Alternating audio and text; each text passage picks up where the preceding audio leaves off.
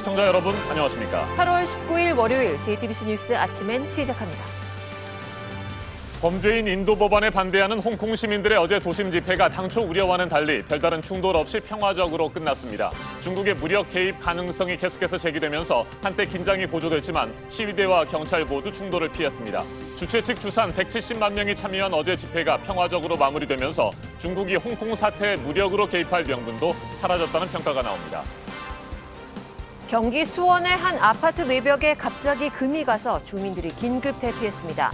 수원시가 밤사이 긴급 점검을 벌였고 당장 무너질 위험은 없는 것으로 나타났습니다. 균열은 아파트 외벽에 설치된 쓰레기 배출 시설에서 일어났습니다. 투숙객을 살해한 뒤 한강에 시신을 유기한 혐의로 30대 모텔 직원이 구속됐습니다. 법원은 살인 후 시신을 숨기고 모텔 CCTV 기록을 지우는 등 증거인멸 우려가 있고 도주할 가능성이 있다고 밝혔습니다. 이 남성은 어제 영장실질심사에서 억울하다는 주장을 되풀이했으며 이미 고인이 된 피해자를 향해 막말까지 했습니다. 일본 고위급 인사가 또 막말을 했습니다. 이번에는 일본 외무성의 차관급 인사입니다. 지난 광복절에 열린 반일 촛불 집회를 폄하하면서 억지로 분위기를 만들고 있다고 주장했습니다. 영국령 지브롤터가 억류 중인 이란의 초대형 유조선 그레이스 1호를 풀어주기로 최종 결정했습니다. 유조선을 압수하겠다는 미국의 요구를 끝내 거부한 겁니다. 해당 유조선은 이름까지 바꾼 채 출항을 준비하고 있습니다. 도널드 트럼프 미국 대통령의 덴마크령 그린란드 매입 검토서를 백악관 고위 인사가 공개적으로 확인했습니다. 그린란드 자치정부가 거부 입장을 분명하게 밝혔지만 백악관이 다시 이 문제를 꺼낸 겁니다. 트럼프 대통령이 다음 달에 덴마크 방문을 하면 이 문제가 논의될 거라는 전망도 나오고 있습니다. 홍콩에서 열린 어제 도심 집회는 별다른 충돌 없이 평화적으로 끝났습니다. 경찰이 행진을 허가하지 않고 중국의 무력 개입 가능성도 계속해서 제기되면서 긴장이 고조됐지만 시위대와 경찰 모두 충돌을 피했습니다. 네, 이렇게 주말 시위가 평화적으로 마무리되면서 중국이 무력을 써서 홍콩 사태에 개입할 명분도 사라졌다는 평가가 나오고 있습니다. 박유미 기자입니다. 집회 시작 시간인 오후 2시 전부터 빅토리아 공원에 수많은 인파가 몰려들었습니다. 행진이 시작되자 민주파 의원들이 선두에 섰고 시위대는 정부 청사와 입법회가 있는 애드미럴티역 방향으로 향했습니다. 비가 오는 가운데 열린 어제 시위는 주최 측 추산 170만 명이 참여했습니다. 홍콩 경찰의 행진 불허로 시위대와 경찰의 충돌이 우려됐지만 주최 측은 흐르는 물처럼 무리 없이 진행된다는 의미의 유수식 집회를 이어가며 평화 시위를 벌였습니다. 다만 일부 시위 참가자가 육교 위에서 경찰 차량에 쓰레기통을 던지고 경찰이 이에 맞서 빈 배건을 발사하기도 했지만 큰 충돌은 없었습니다. 어제 집회가 무력 충돌 없이 끝나면서 주말 시위는 4주 만에 평화 시위를 달성하게 됐습니다. 중국 인민해방군 산하 무장경찰도 홍콩 경계에서 10분 거리까지 전진 배치됐지만 실제 개입보다는 시위대를 압박하는 카드로 활용하려는 것이란 분석이 나옵니다. 이런 가운데 홍콩인 10명 중 4명 이상이 홍콩 정부의 신뢰도 0점을 준 여론조사 결과가 나왔습니다. 홍콩명보가 실시한 여론조사에서 홍콩 정부 신뢰도는 2.77점으로 중국 중앙정부보다 낮았습니다. JTBC 박유미입니다. 홍콩 시위는 벌써 2달째 이어지고 있습니다. 시위에 참여하는 시민들은 단순히 범죄자 송환법에 반대하는 것이 아니라 홍콩의 자치권과 정체성을 지키기 위해서 거리로 나선다고 밝혔습니다. 정종문 기자가 보도합니다. 홍콩 인기 가수 데니스 호는 11주째 이어지는 시위의 힘이 다양한 목소리에서 나온다고 했습니다. There is no one particular leader or organization. A lot of different people pitch in to make things happen. 지난달 초 제네바에서 열렸던 유엔 인권 이사회에서 그는 홍콩 민주주의와 인권이 위협받고 있다고 호소했습니다. The government is hiding behind the police. Although I only had 90 seconds, but the fact that they have been violating a lot of human rights issues. 홍콩 과학기술대학원 부원장 조셉 라이언은 이번 법안 문제 외에도 선거, 교육 등에서 홍콩 자치권이 침해당해왔다고 주장합니다. We were promised that Hong Kong would have a high degree of autonomy at least until 2047. But in recent years, the Chinese government and the Hong Kong government is cutting into our autonomy. 지난해 강제 해산된 홍콩 민족당 창립자 앤디 찬은 홍콩의 정체성을 지키고자 한다고 했습니다. The British, they didn't force us to become British, but in the Chinese colonial time, we're forced to become Chinese. 홍콩 시민들은 모두 홍콩이 역사 속에서 사라지는 것을 원치 않는다고 입을 모았습니다. JTBC 정종문입니다. 경기도 수원의 한 아파트 외벽에 갑자기 금이가 주민들이 긴급 대피했습니다. 혹시 모를 붕괴 위험 때문에 수원시는 밤사이 긴급 점검을 벌였습니다. 일단 당장의 붕괴 위험은 없는 것으로 나타났습니다. 배양진 기자가 취재했습니다. 아파트 벽이 금방이라도 떨어져 나갈 듯 갈라졌습니다. 건물 곳곳의 균열은 먼 곳에서 봐도 선명합니다. 어제 오후 4시쯤 경기도 수원시 권선구 한 아파트 건물 외벽에 금이 갔습니다. 이 건물에 살던 주민 90세대는 급히 몸을 피했습니다. 우리 뭐 침실이 있으니까 그러잖아요. 그게 그 붕괴 위험이 있어서 우리나라에 대피하는 거지. 경찰은 혹시 모를 붕괴 사고에 대비해 현장 주변 출입을 통제하고 있습니다. 갈라진 틈은 15층부터 7층까지 이어졌고 가장 넓은 곳은 18cm 벌어졌습니다. 균열이 생긴 건 아파트 외벽에 설치된 쓰레기 배출 시설입니다. 해당 시설은 설치된 지 25년이 넘었고 오랫동안 사용하지 않은 채 방치됐던 걸로 전해졌습니다. 수원시는 오늘 새벽 긴급 안전점검을 벌인 뒤 건물이 무너질 위험은 없다고 밝혔습니다. 하지만 균열이 생긴 외벽에 부근 주민 30세대는 혹시 모를 위험에 대비해 경로당 등에서 밤을 보냈습니다. 수원시는 오늘 오전 다시 정밀 안전 진단을 한 뒤 시설물을 철거할지 결정할 계획입니다. JTBC 배양진입니다. 투숙객을 살해한 뒤 한강에 시신을 유기한 혐의로 30대 모텔 직원이 구속됐습니다. 이 남성은 어제 영장 실질 심사에서도 억울하다는 주장을 되풀이하면서 이미 고인이 된 피해자를 향해 막말까지 했습니다. 조업을 포기한 채 한강 수색 작업에 적극적으로 참여한 어민들의 지원이 이번 수사에 큰 도움이 됐습니다. 이수진 기자입니다. 검은색 모자에 반팔 차림의 남성이 경찰 호송 차량에 오릅니다. 투숙객을 살해하고 시신을 한강에 버린 혐의를 받는 모텔 직원 A씨입니다. 법원에서 열린 영장 실질 심사 직전 A씨는 억울하다고 주장했습니다. 주먹으로 먼저 저를 쳤고 시종일관 반말로 계속 시비를 걸었습니다. 다른 데로 가라고 말을 했는데도 끝까지 가지 않고. 실질 심사가 끝난 뒤에는 피해자가 다음 생에 또 시비를 건다면 또 살해하겠다며 막말을 퍼붓기도 했습니다.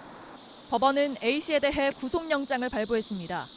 살인 후 시신을 숨기고 모텔 CCTV 기록을 지우는 등 증거인멸 우려가 있고 도주할 가능성이 있다는 겁니다. 이번 수사에서는 어민들이 중요한 역할을 맡았습니다. 조업도 포기하고 나선 어민들 도움으로 피해자의 시신 일부를 찾아낸 겁니다.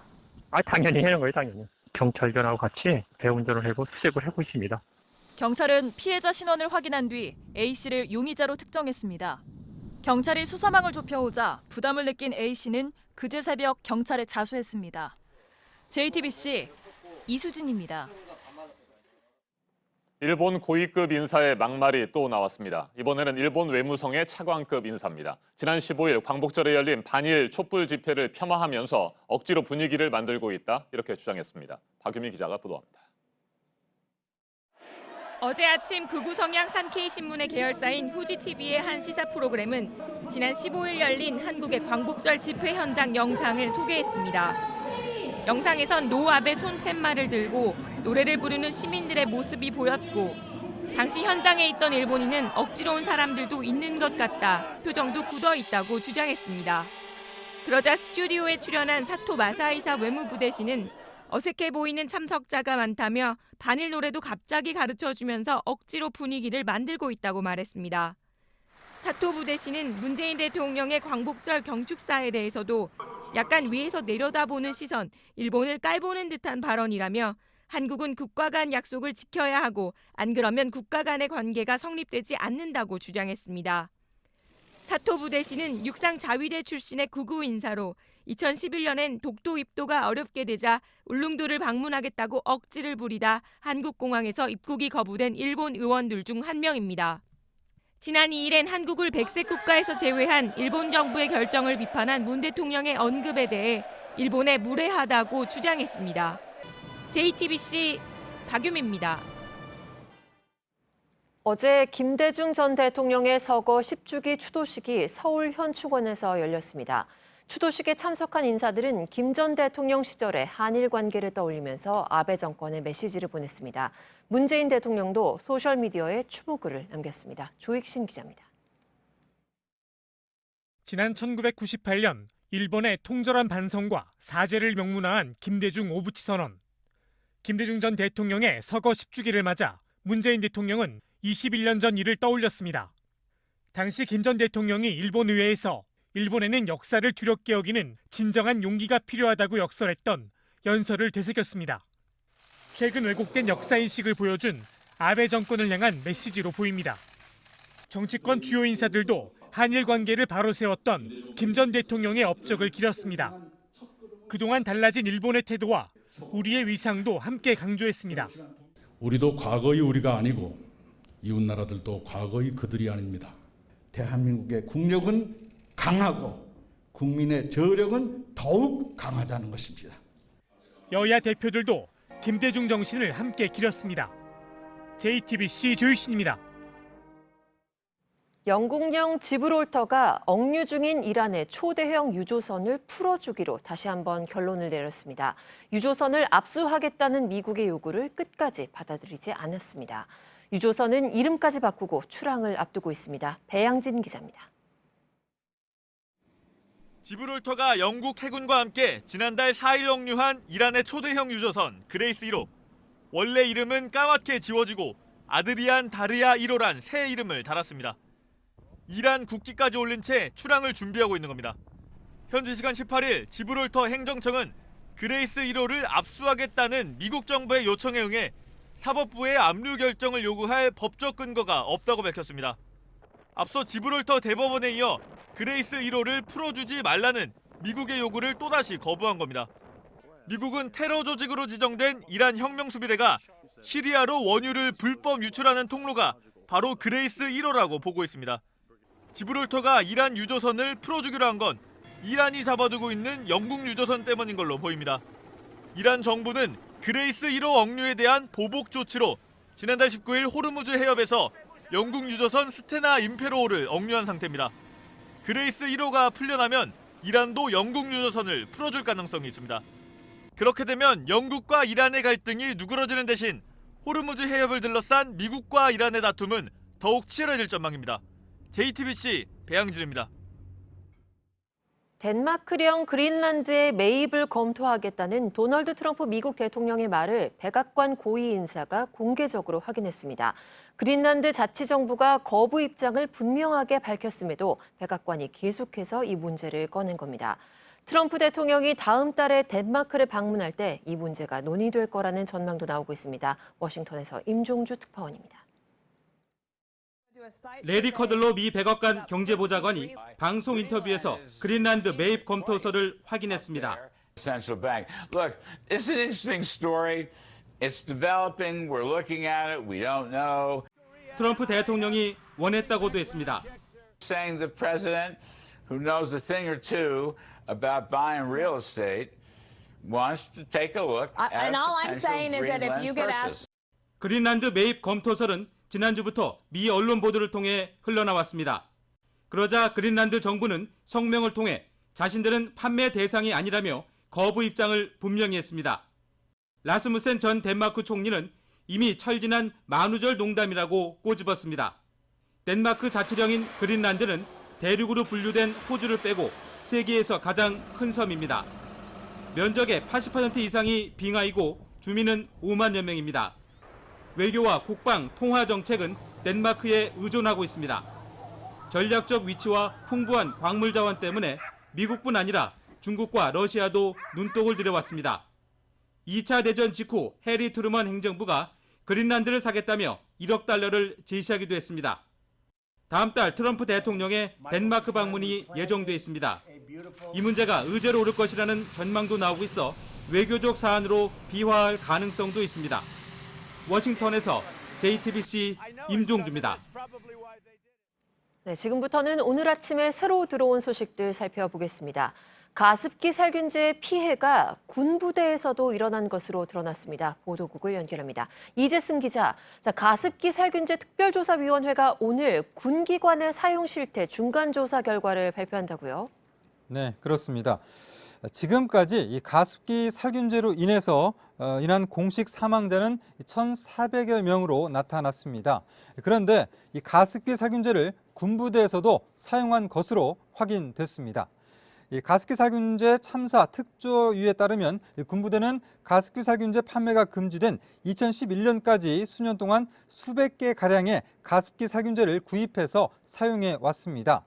특조위는 방위사업청 국방전자조달시스템과 군 병원 등을 통해 이 사실을 확인했습니다. 그러나 각 부대가 자체 예산으로 가습기 살균제를 구입한 경우도 있을 수 있어서 사용 규모는 더 클 것으로 특조위는 보고 있습니다. 또 군생활 중에 건강이 악화됐는데도 가습기 살균제 때문이라는 걸 모르고 고통을 겪다가 신고조차 못했을 수도 있습니다. 이러한 내용을 특조위는 오늘 중간조사 결과를 통해서 발표할 예정입니다. 네, 북한과 중국의 군 수뇌부가 베이징에서 만났습니다. 두 나라의 우위와 군사 협력을 과시했는데요. 이 기자, 한미 연합 군사 연습 그리고 북한이 단거리 미사일을 연달아 발사를 하면서 한반도의 긴장이 높아진 상황에서 두 나라가 만났네요. 네, 그렇습니다. 중국 베이징에서 김숙일 북한군 총정치국장과 장유사 중국 공산당 군사위 부주석이 만났습니다. 현지 시간 17일이었는데요. 북측 대표단은 이날 장 부주석이 마련한 연회에도 참석한 것으로 전해졌습니다. 장유사 부주석은 회동에서 북중 간 전통적인 우위는 소중한 자산이라고 말했습니다. 또 이에 김수일 총정치국장은 양국 관계를 한 단계 격상시킬 수 있도록 힘쓰겠다고 화답했습니다. 김 총정치국장은 군 간부들에 대한 북한의 인사검열 통제권을 갖고 있습니다. 북한의 군부 시스템상 실질적인 서열 1위라고 볼 수가 있는데요. 이러한 김 총정치국장이 중국의 핵심 수뇌부들을 두루 만난 만큼 북중 간 군사협력 강화 방안이 심도 있게 논의됐을 것이라는 관측이 나옵니다. 지금까지 아침엔 지금 JTBC 이재승입니다. 이번에는 오늘 아침 체크해봐야 할 뉴스들을 분야별로 살펴보겠습니다. 먼저 정치 분야입니다. 황교안 자유한국당 대표가 다시 장외투쟁을 선언했습니다. 문재인 정부는 실패했다며 오는 24일 서울 광화문에서 대규모 정부 규탄 대회를 열겠다고 밝혔습니다. 지난 5월 이후 석 달 만에 황 대표가 다시 장외투쟁 카드를 꺼내들자 더불어민주당은 명분이 없는 대권 노름이라고 비판했습니다. 자유한국당 김진태 의원이 조국 법무부 장관 후보자가 지금까지 제기된 부동산 위장거래 의혹 등에 대해 납득할 만한 해명을 내놓지 않으면 오늘 중으로 검찰에 고발장을 제출하겠다고 밝혔습니다. 인사청문은 이미 시작됐다며 조 후보자는 수사를 받기 전에 스스로 사퇴하라고 주장했습니다. 미국의 방위비 분담금 인상 압박이 거세지고 있는 가운데 티모시 배칠 미 국무부 방위비 협상 대표가 어제 서울에 도착했습니다. 지난 3월 한국과 미국이 서명한 10차 방위비 분담 협상팀 대표입니다. 내일 우리 측 장원삼 협상 대표와 만나 조만간 시작될 11차 방위비 협상에 대한 의견을 나눌 예정입니다. 다음은 경제 뉴스 체크해 보겠습니다. 지난해 우리나라의 석탄 소비량이 역대 최고치를 기록했습니다. 중국과 인도, 미국과 일본에 이어서 세계 5위를 기록했는데요. OECD 주요 국가들 가운데 우리나라만 유일하게 석탄 소비가 는 것으로 조사됐습니다. 하청업체의 이른바 갑질을 한 대림산업이 공정거래위원회에 제재를 받게 됐습니다. 하청업체 750여 개에 하도급 대금을 지급하지 않거나 계약서를 늑장 발급했는데요. 공정위가 시정명령과 함께 과징금 7억 3,500만 원을 부과했습니다. 지난달 말을 기준으로 주택청약통장 가입자 수가 2,500만 명을 넘었습니다. 전체 인구의 절반에 육박하는 수치입니다. 민간 택지 분양가 상한제 시행이 공론화되면서 분양가가 낮아질 거란 기대감에 지난달 신규 가입자가 전달보다 10만 명가량 늘어났습니다.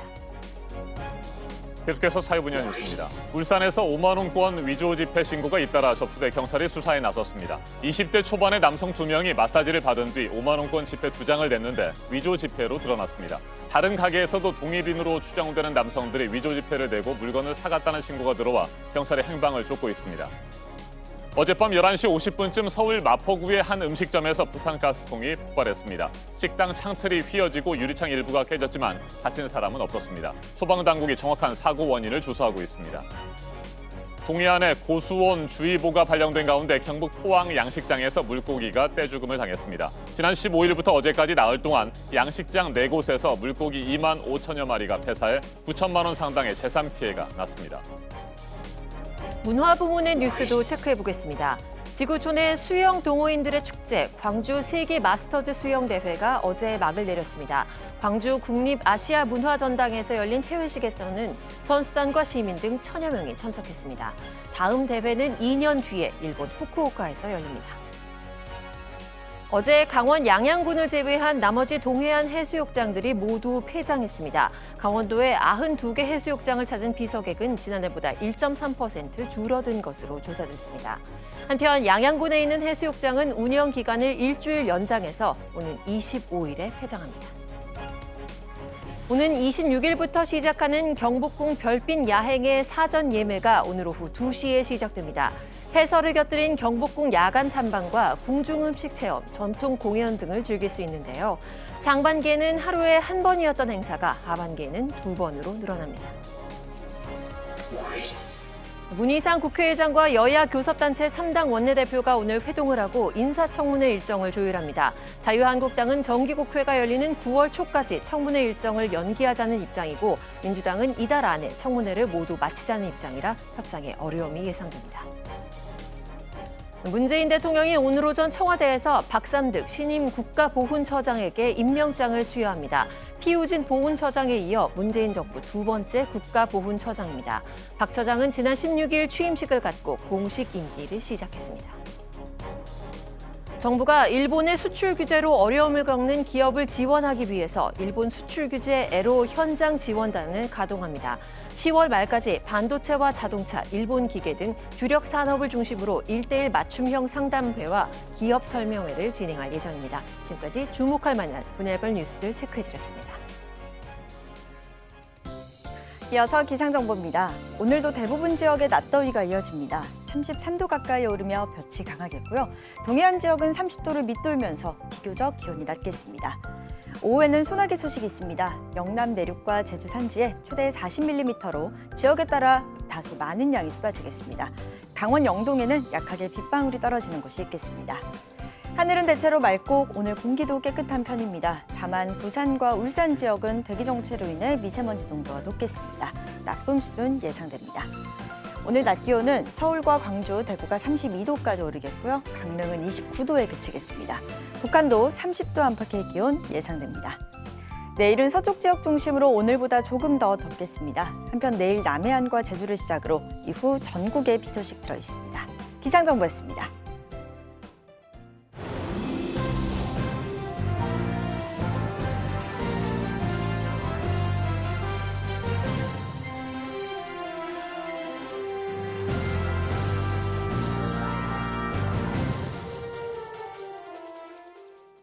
경기도 화성에 있는 플라스틱 재활용 공장에서 어제 큰 불이 났습니다.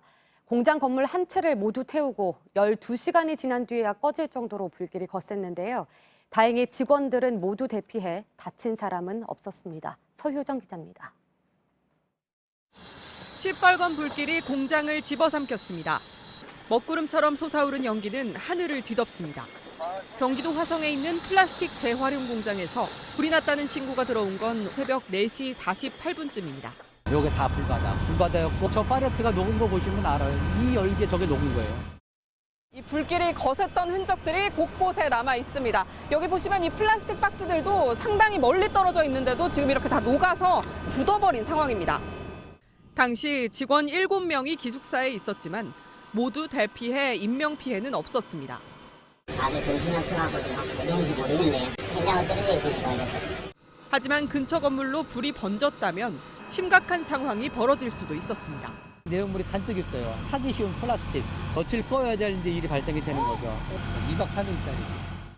소방당국은 대응 2단계를 발령한 뒤 소방차 수십 대를 출동시켰고 화성시청은 유독가스에 주의하라는 긴급 재난 문자를 주민들에게 보냈습니다. JTBC 서효정입니다. 오늘 새벽 0시 33분쯤 전북 부안군 행안면의 단독주택 보일러실에서 불이 났습니다. 마을 이장 김모 씨가 앞집에서 연기가 나는 것을 보고 신고했고 당시 잠자던 주민 1명을 직접 대피시키기도 했습니다. 불은 소방서 추산 530만 원가량의 재산 피해를 내고 20분 만에 진화됐습니다. 소방당국은 보일러실 온수통 아래 끊어진 전선 부분에서 불이 시작된 것으로 추정하고 있습니다. 어젯밤 10시쯤 남해 고속도로 전래분기점 부근에서 창원 방향으로 달리던 25톤 트럭에서 불이 났습니다. 운전자가 대피하면서 다친 사람은 없었지만 목재를 싣고 가던 트럭이 완전히 타며 소방서 추산 700만 원의 재산 피해가 났습니다. 소방당국은 차량 엔진이 과열돼 불이 난 것으로 보고 정확한 화재 원인을 조사하고 있습니다. 어제 오후 6시 50분쯤 울산시 울주군 솔개 해변 앞바다에서 고무보트를 타고 표류 중이던 60대 낚시객이 해경에 의해 구조됐습니다. 사고 당시 A씨는 너울성 파도에 휩쓸려 표류하고 있었고 마침 해변에 있던 행인이 이를 발견해 해경에 신고했습니다. 해경은 구조정과 경비 함정을 출동시켜 울주군 진화해수욕장 앞 해상에서 A씨를 구조했습니다. A씨는 건강에 특별한 이상이 없는 것으로 확인됐습니다. 정치 사회적으로 논란이 뜨거운 이슈에 대해 다양한 목소리를 들어보는 맞짱 토론 시간입니다. 오늘 주제는 조국 법무부 장관 후보자 등 장관급 인사 7명의 청문회를 앞두고 다시 불붙고 있는 인사청문회 제도 실효성 논란입니다. 먼저 출연자들을 소개해드립니다. 제 오른쪽에 최창렬 용인대 교수 나오셨습니다. 안녕하세요. 어서 오십시오. 네, 그리고 제 왼쪽에 신율 명지대 정치외교학과 교수입니다. 어서 오십시오. 네, 안녕하세요. 네, 안녕하십니까? 지난 14일이죠. 문재인 대통령이 법무부 장관과 과학기술정보통신부 장관 후보자 등 7명의 인사청문 요청안을 국회에 제출했습니다. 이번 주부터 본격적인 인사청문 전국이 시작됩니다. 그런데 아직까지 여야는 구체적인 청문 일정을 합의하지 못하는 등 시작 전부터 기싸움을 벌이고 있습니다. 인사청문회가 매우 치열하게 전개될 것임을 예고하고 있습니다. 토론 시작하겠습니다. 문희상 국회의장이 최근 여야 5당 대표에게 말이죠. 인사청문회 제도 개선안을 적극적으로 검토해달라 이렇게 요청을 했습니다. 그만큼 여야 모두 현행 인사청문 제도에 문제가 있다라는 부분을 인식을 하는 것 같아요. 두 분께서는 현행 제도에 대해서 어떻게 평가하시는지 의견을 좀 듣고 싶습니다. 먼저 최창렬 교수님 말씀하시겠습니까? 이 제도가 도입된 게 2000년도입니다. 네. 2000년도에 도입된 이후에 이제 쭉 청문 대상이 확대돼 오긴 왔어요. 우리 이제 국회 임명 동의가 필요한 이제 직책이 있고. 청문회는 이제 청문회를 하고 난 다음에 국회의 인준이 필요 없는 겁니다. 네. 그러니까 대통령이 임명할 수 있는 건데 그러다 보니까 누구나 다 지적하는 것이긴 합니다만 청문회가 이제 그 여러 가지 검증을 하는 것까지는 좋은데 법적 구성력이 거의 전무하거든요. 그러니까 그러다 보니까 이제 청문회가 과연 필요한가라는 이제 자꾸 논란이 제기되는 거거든요. 그러나 대체로 청문회라는 거는 네. 국회가 대통령의 자의적인 인사권을 견제하는 제도이기 때문에 청문회를 폐지하는 건 저는 맞지 않는다고 생각합니다. 그러나 어쨌든 간에 청문회의 검증 기준이라든지 이런 것들을 확실하게 할 필요가 있어요. 왜냐하면 어떤 같은 성격의 도덕적인 그러한 흠결도 어떤 후보자는 통과되고 네. 어떤 후보자는 또 낙마하고 또 어떤 때는 또 이 정부가 지명을 철회할 때도 있고 끝까지 밀고 가서 임명할 때가 있고 이러다 보니까 너무 들쭉날쭉해요. 네. 물론 이제 청문회라는 게 여러 요인이 있거든요.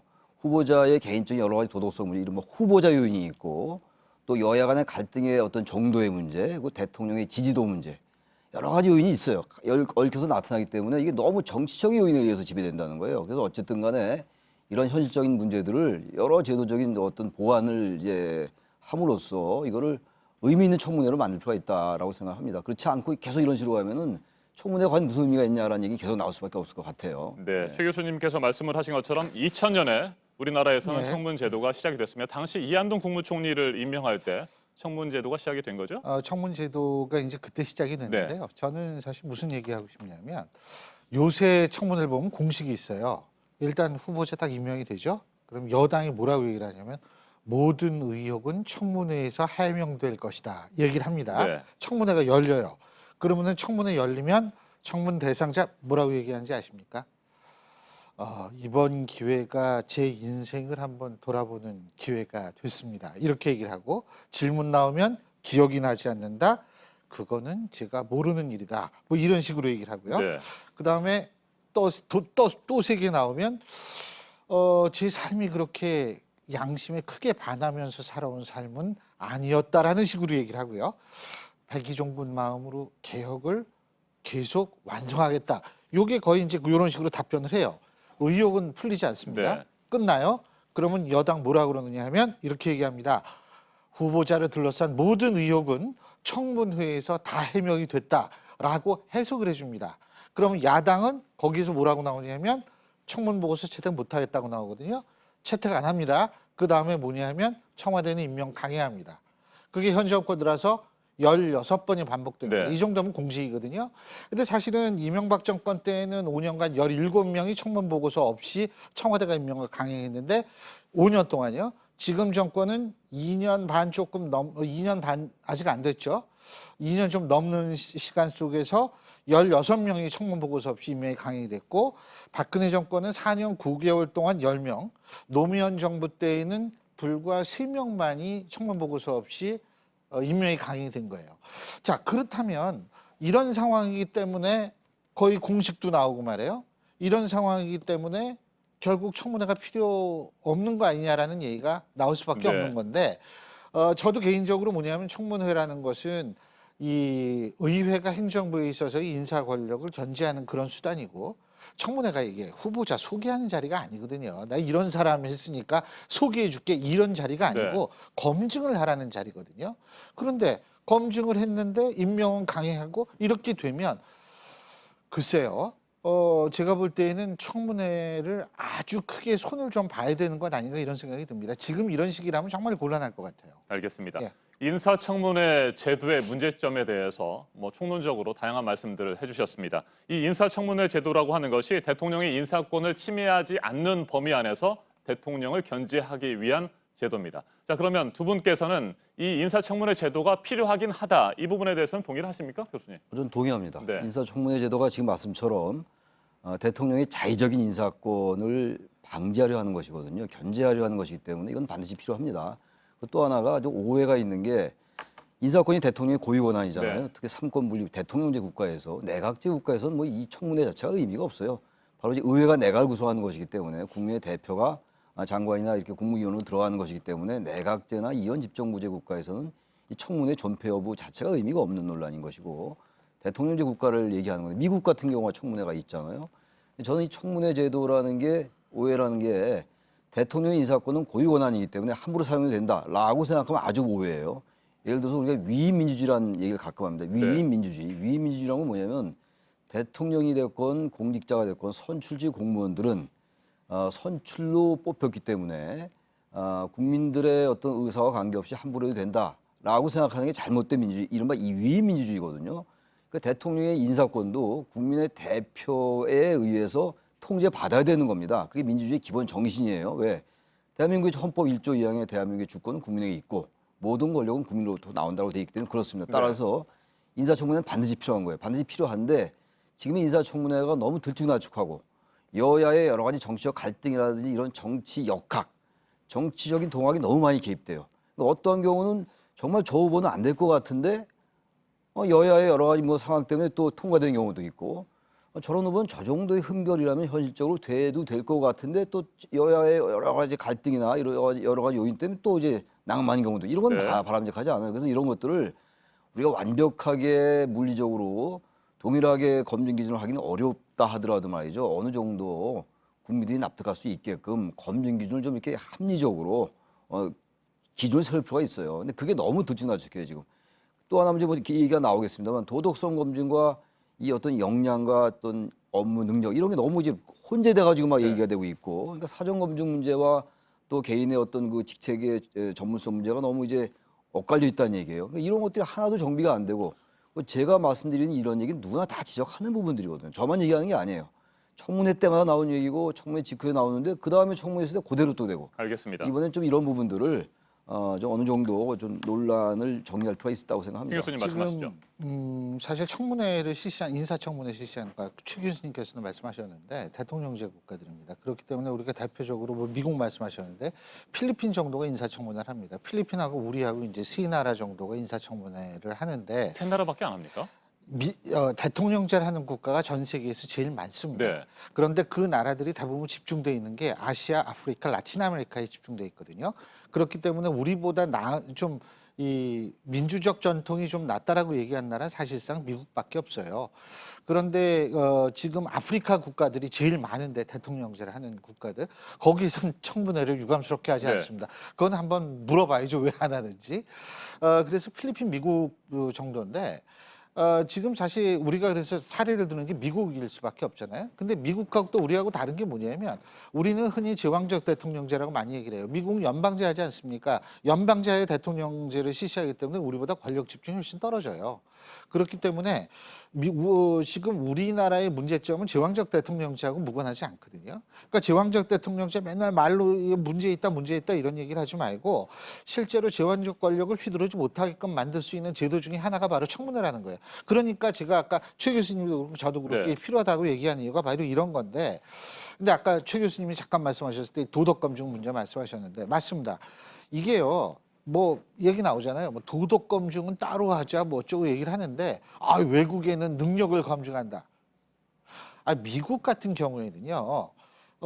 이거 뭐 몇 개항 FBI하고 IRS하고 공직자윤리위나 백악관 인사국 네 군데에서 이제 조사를 하는데 어디까지 조사하냐면 남녀 관계까지 조사를 합니다. 예? 그 얘기는 뭐냐면 이쪽은 청문회에서 도덕성 문제가 덜 나오는 이유가 사전에 검증을 철저히 했기 네. 때문에 안 나오는 거예요.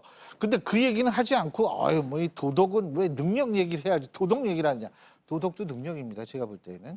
그리고 어떤 분야에서 어떤 도덕성을 갖고 있느냐는 그 해당 분야의 수장이 될 수 있는 자격이 있느냐 없느냐를 결정할 수 있는 가장 중요한 부분 중에 하나거든요. 그렇기 때문에 도덕과 능력을 분리한다는 사실 자체가 어불성설이고 자신들이 집권, 권력을 가진 쪽에 제대로 검증을 했다면 도덕을 뭐 분리하자, 왜 도덕성 논란만 하느냐 이런 식으로 얘기 안 나옵니다. 알겠습니다. 본인들 반성부터 해야 돼요. 그 알겠습니다. 오늘 얘기를 좀 나눠야 할 주제들이 꽤 많기 때문에 두 분께서는 조금 짤막하게 네. 답변을 해주시면 제가 많은 질문을 드릴 수 있을 것 같습니다. 일단 인사청문회에서 핵심이 되는 두 가지 대상은 앞에서도 말씀들을 해주셨습니다만 개인 신상을 중심으로 한 도덕성 검증의 하나가 있고요. 또 하나가 정책 역량과 전문성을 검증하는 것입니다. 일단 개인 신상에 관한 검증이 지나치게 많다는 지적들이 있습니다. 그래서 후보자 흠집 내기, 일단 개인 신상을 공격을 하게 되면 정책 문제에 비해서는 휘발성이 높기 때문에 반향들도 크고요. 그래서 그 부분에 집중한다는 비판들도 있습니다. 이에 대해서 어떻게 생각하시는지 최 교수님 의견. 도덕성 검증 굉장히 중요하죠. 그런데 이제 도덕성을 충분히 미리 사전에 검증하고 그 도덕성 검증에서 통과된 후보만을 이제 청문회에 올려서 그 청문회에서는 정책 능력이라든지 역량이라든지 그 사람이 이념이나 노선 이런 걸 따지자 이런 얘기지. 네. 도덕성은 개인의 문제니까 괜찮다라는 건 전혀 아니죠. 거의 완벽하게 이 사전에 도덕성을 거르는 장치가 별로 없는 것 같아요. 청와대에서 민정수석이라는 자리가 있는데 거기서도 그런 것들이 걸러지지 않으니까 청문회에서 내내 도덕성 시비가 있는 거 아니겠어요? 그러니까 우리가 자꾸 미국 예를 드는데 도덕성 문제나 이런 개인의 어떤 이런 여러 가지 문제들은 사적인 문제들은 미리 충분히 걸러서 거기서 안 되는 부분은 아예 청문회에 오르지 않는 제도를 개발해야 돼요. 그런 것들이 안 되면 이런 논란은 계속 있을 겁니다. 막상 그렇게 되면 청문회에서 어떻게 의원들이 도덕성하고 이걸 따로 떼어서 얘기합니까? 네. 도덕성 얘기도 할 수 물어볼 수 있는 것이고 그런데 제도화가 안 돼 있으니까 그래서 일단 제도화라는 것 중에서 가장 중요한 게 도덕을 완전하게 검증할 수 있는 제도를 구비할 필요가 있다. 사전 검증을. 그래서 이거를 지금처럼 이렇게 무슨 특별한 구속력이 없게 하지 말고 이것도 하나의 법으로 만들어서 사전 검증 자체를 법으로 만들어라. 그래서 그런 다음에 국회 인사청문회에는 이 사전 검증은 이제 제껴놓고 제외하고 정책 능력이라든지 역량을 검증할 수 있는 이렇게 지금 양쪽으로 이원화시킬 필요가 있다는 얘기입니다. 네, 법무부 장관 후보자인 조국 전 청와대 민정수석도 민정수석 시절에 인사 검증이 미비했다, 허술했다 이런 비판을 받은 바가 있습니다. 자, 신율 교수님. 일단 기본적으로 청와대에서 그렇다면 철저하게 아주 꼼꼼하게 도덕성 검증을 한다고 한다면 비공개로 인사, 개인 신상에 관한 부분도 언급하는 게 괜찮습니까? 그건 아니죠. 그건 아닙니까? 그건 아니죠. 네. 예를 들면 미국 같은 경우에 1991년에 미국 그러니까 대법원 판사의 지명자에 대한 청문회가 열린 적이 네. 있어요. 그때 증인이 몇 명 나온지 아십니까? 90명이 나왔어요. 청문회 증인으로. 근데 그 청문회 90명 중에서 예를 들면 중학교 담임 선생님까지 나와가지고 얘기를 합니다. 인성이 원래 좋았고 이런 식으로 어땠고. 그러니까 중학교의 인성 검증까지 하려고 하는 것이 미국이에요. 예? 그런데 그 우리나라에서 그 어떤 도덕성은 별개다라는 식으로 얘기하는 거 저도 최 교수님에게 전적으로 동의하는 게 그게 말이 안 되는 거예요. 예? 그리고 중요한 것은 뭐냐면 90명이 다 출석을 해가지고 얘기를 하는데 우리나라 뭐예요? 증인 불러온 항상 언론에서 나온 게 뭐냐? 이렇게 이건 뭐 보여주기식 증인 출석 요구다 이러면서 또 안 나와요. 네. 예?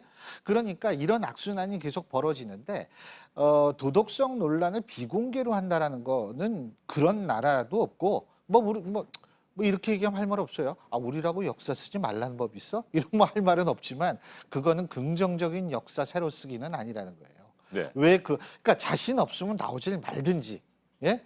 아니면 미리 걸르든지, 예? 뭐 이렇게 해야지. 그거 뭐 이거는 뭐 개인의 신상이니까 비밀로 하자. 전 그건 올바른 저건 아닌 거예요. 그 태도는 아닌 것 같아요. 네, 개인 신상에 관한 부분에 대해서는 비공개 검증을 하자는 부분에 대해서는 반대의 뜻을 네. 가지고 계시는군요.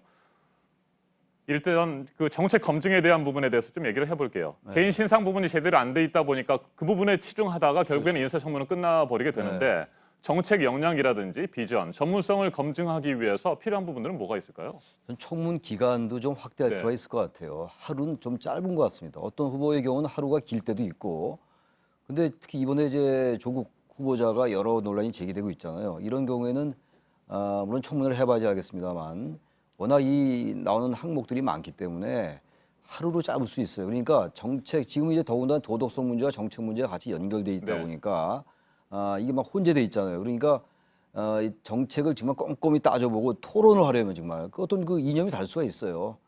그런 걸 하려면 시간이 너무 부족한 것 같아요. 도덕성 이미 이제 통과됐다 하더라도 그래서 청문 기간도 좀 확대할 필요가 있고요. 또 하나 문제가 그게 뭐 이따 나올지 모르겠는데 청문 대상도 좀 확대할 필요가 있다. 그리고 이제 인준을 확대할 필요도 있을 것 같고 이제 그런 여러 가지가 있고 특히 이제 구속력이 너무 없다라는 거예요 지금. 아무리 청문 보고서 청문회에서 여러 가지 문제가 제기돼도 대통령 임명을 강행하면 네. 되니까 이런 건 좀 제가 볼 때 어떻게든 보완할 필요가 있다고 생각합니다. 알겠습니다. 정책 검증을 강화하기 위한 대책 뭐가 있을까요? 뭐 아까 최청년 네. 교수님 다 말씀하셔가지고 저도 뭐 더 이상 거기에 대해서는 얘기할 게 없다고 생각하고요. 구속력 말씀하시는데 지금 청문회에서 위증을 하거나 증거 뭐 자기가 요청한 의원들이 요청한 그 자료를 제출 안 하거나 이래도 뭐 거기에 대한 법적 제재를 어떻게 할 수 있는 방법이 없어요. 그리고 또 한 가지는 뭐냐면 그 지금 하루 말씀하셨는데 사실은 똑같이 미국에서 하루 청문을 한다고 했을 때 미국은 290일 이상의 사전 검증 기간이 나온 사람한테 하루 하는 것과 야 이거 지금 이 사람 임명을 했는데 이러면서 하루 하는 것하고 다르다. 그러니까 우리는 그 훨씬 최 교수님 말씀 맞다나 청문회 기간을 좀 늘려야 한다. 네. 세 번째 이게요 대통령 눈치 볼 거려 아마 무슨 눈치를 보냐 하면 임명할 때요. 지명할 때요. 이 사람 안 됩니다라고 자신 있게 얘기할 수 있는 분위기가 되느냐. 청와대 내부에서. 이것도 한번 생각해 볼 필요가 있어요. 대통령이 원하는 사람이다.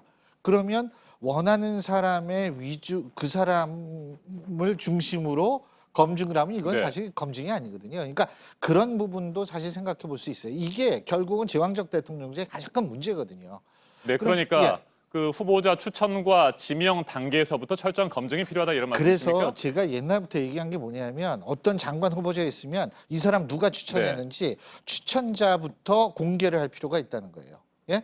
그러면은 실제적으로 이런 문제점 그리고 민정수석이나 검증하는 기관이 조금 더 자율성을 가지고 할 수 있는 상황이 될 수 있다는 거죠. 알겠습니다. 근데 이거 눈치 보면서 이거 대통령이 원하니까 이거 뭐 야 요거는 뺄까 뭐 이런 식으로 예를 들면 된다면 그러니까 국회 와서 이게 난리가 나는 거예요. 어떻게 보면 그렇잖아요. 언론보다도 어떻게 국가적 검증기관이 검증을 더 못합니까? 이런 경우 있지 않습니까? 그러니까 실제적으로 그런 것들 다 고쳐야죠. 네. 자, 다음 질문 하나 드리겠습니다. 국회 동의 없이는 대통령이 임명을 강행할 수 없도록 제도를 바꿔야 된다 이런 의견도 있습니다. 이에 대해서는 어떻게 생각하십니까? 모든 지금 현재 청문 대상을 그렇게 하기는 어려울 거라고 봐요. 이제 우리나라가 여전히 현실적으로 정치 문화도 그렇고 여야 간의 정쟁적 요소가 많기 때문에 모든 직책을 선출직 공무원을 국회 동의가 필요한 쪽으로 가면요. 어떻게 보면 국정이 교착될 수도 있어요. 국정이 마비될 수도 있기 때문에 그 부분은 아직은 이제 미국은 굉장히 많죠. 만여 개 이상 되는 걸로 제가 알고 있는데 국회 인준이 필요한 게 우리 지금 그렇지 않단 말이에요. 그러니까 이제 그러나 중요한 거는 자꾸 국회의 임명 동의가 필요한 쪽으로 많이 가야 됩니다. 그건 반드시 국회에서 동의가 있어야 되는 거니까. 네. 근데 원래는 사실 국무총리 같은 경우도요. 국회가 사후승인이었어요. 3차 개헌 때 바뀌어서 사전 임명 동의로 바뀌었단 말이에요. 그러니까 점점 이 대상을 늘릴 필요는 있다고 생각합니다. 알겠습니다. 신율 교수님께서는 어떻게 생각하세요? 최소한 장관들까지는 그러니까 전 뭐 예를 들면은 대통령이 일하는 개인 이 청와대의 비서진이 있지 않습니까? 이것까지 할 필요는 없죠. 그건 대통령이 마음대로 해야 되니까. 하지만 중요한 것은 장관은 국민들과 접촉할 수 있는 그 부서의 얼굴이거든요. 네. 예? 아무리 지금 청와대 정부라는 식으로 청와대의 힘이 세졌다고 얘기를 한다 하더라도 중요한 것은 뭐냐면 어쨌든 대국민 접촉 창구로서의 역할을 하는 게 장관이기 때문에 장관까지는 인준 동의를 해야 된다고 봅니다. 장관과 일반 국민들하고 자주 밀접한 관계가 있을 수 있는 이른바 권력기관들 있죠. 경찰청장이나 아니면 검찰총장 같은 경우, 그러니까 장관 플러스 경찰청장이나 검찰총장까지는 좀 그 범위가 확대돼야 된다는 거죠. 자꾸 경찰총장이라는 얘기가 나와요. 그 버닝썬 때 그런 얘기 나왔죠. 예. 알겠습니다. 끝으로 한 가지만 더 질문을 드리겠습니다. 사실 궁금하고 두 분 교수님의 의견을 좀 자세하게 듣고 싶은 내용들이 많았었는데 또 시간이 마무리할 시간이 된 것 같습니다.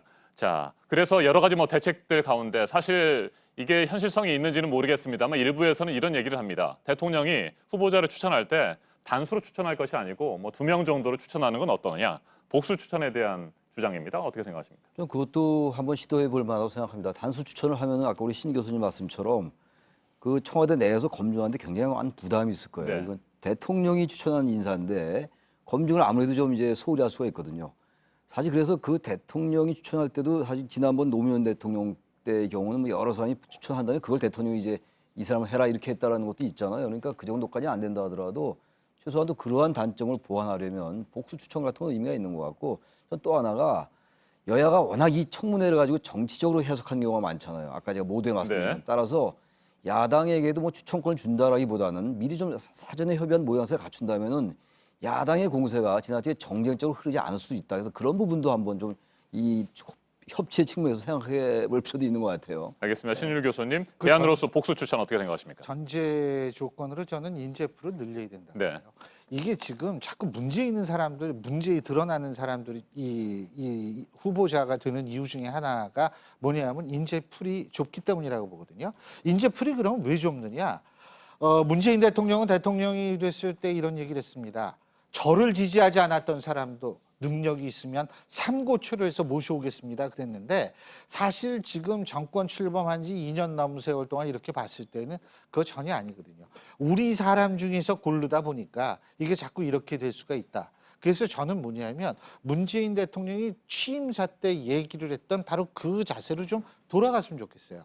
예? 인재풀 늘리면 훨씬 더 복수 추천이든 단수 추천이든 조금 흠결이 덜한 사람이 훨씬 더 많이 나올 수가 있지 않을까라는 생각이 듭니다. 그래서 단수 복수 추천 이전에 인재풀부터 늘려라. 꼭 우리 쪽 사람만 해야 된다는 생각 좀 버려라. 좀 그런 생각 알겠습니다. 지적하고 싶습니다. 사실 지난 봄에 통일부 장관 등을 임명할 때에도 인사청문회 제도의 실효성에 여러 가지 논란이 있었고 여야가 개선책을 마련하고 뭐 새로운 법안도 내기는 했습니다만 그 이후에 큰 진전이 없었습니다. 이번에 문희상 국회의장이 제도 개선안을 적극적으로 검토해달라고 여야 5당 대표에게 요구를 한 상태인데 어떻게 잘 진행이 될지 지켜봐야 될 것 같습니다. 오늘 맞짱 토론 최창렬 용인대 교수 그리고 신율 명지대 정치외교학과 교수와 함께했습니다. 두 분 토론 잘 들었습니다. 감사합니다. 고맙습니다. 감사합니다.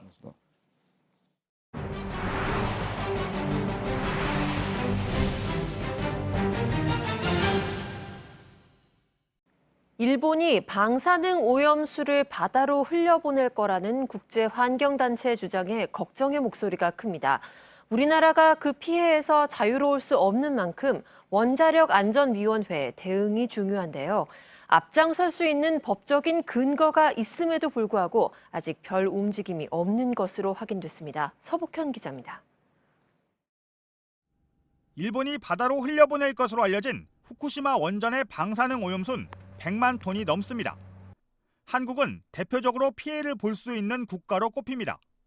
하지만 담당 기관인 원자력안전위원회엔 일본 원전의 방사능 문제를 다룰 전문위원회가 없습니다. 원안위가 최근 국회에 제출한 답변서입니다.